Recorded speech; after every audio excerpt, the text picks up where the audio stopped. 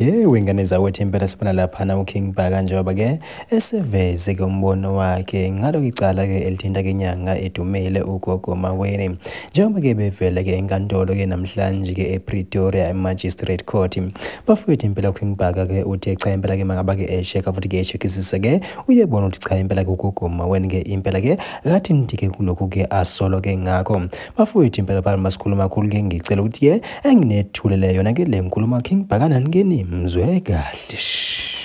Empilweni kuyenzeka kugcine umuntu mhlambe kuba khona amaphutha wenzayo noma kunjani kodwa lokho akusho ukuthi singamvikeli. So njengamanje ngithi mina by spiritual uGogo Maweni kumele bamdedele. Amdedele. Ngikhuluma ngoGogo Maweni. Kusho mina uKing Bhaka. Mina ngithi angijengoba besha abantu sengene deep ngangena nakwicase yakhe ngambheka akayena umuntu of violence akayena umuntu ofisa ukubulala Gogo Maweni but umuntu obelievela kakhulu edlozini lakhe umuntu obelievela kakhulu emsebenzini wakhe angenza noma yini uma kumele amakethe umsebenzi wakhe kakhulukazi lo umnyaka uma ngabe kunabantu abafuna ukuthakatha lokho angakumakethe ukuthi uyakwazi ukwenza because kunemarket vele efuna ukuzwa liyonto ukuthi uyakwazi ukuthakatha ukuze babefuna ukuthakatha babelieve kuya kuyena kodwa lokho abashele kona mina njengoKing Bhaka sengibheke ngabhekisa phezulu no anjengoba kushiwo lapha ecourt but kodwa nizobona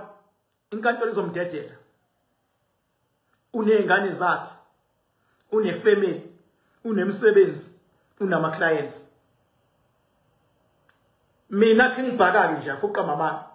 ngiyamsupporta nje spiritually ngiyamsupporta nakwasemhlabeni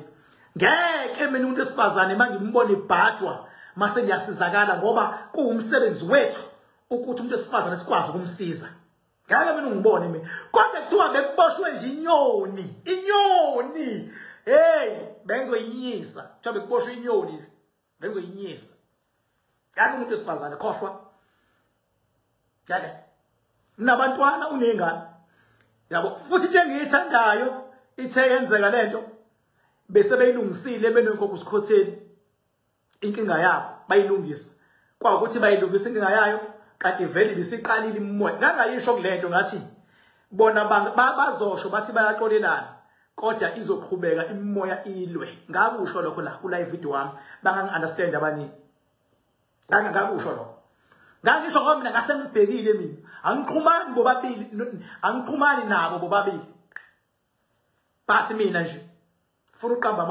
ma uyinyanga umuntu esifazane azi ukuthi ula enhlizweni yami azi ukuthi power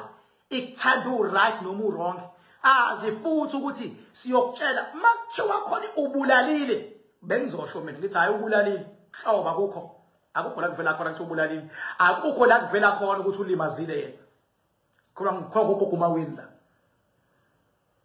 tsholwa yimini so inkantolo nje izobe imdedele nje ayikho isentence azoyithola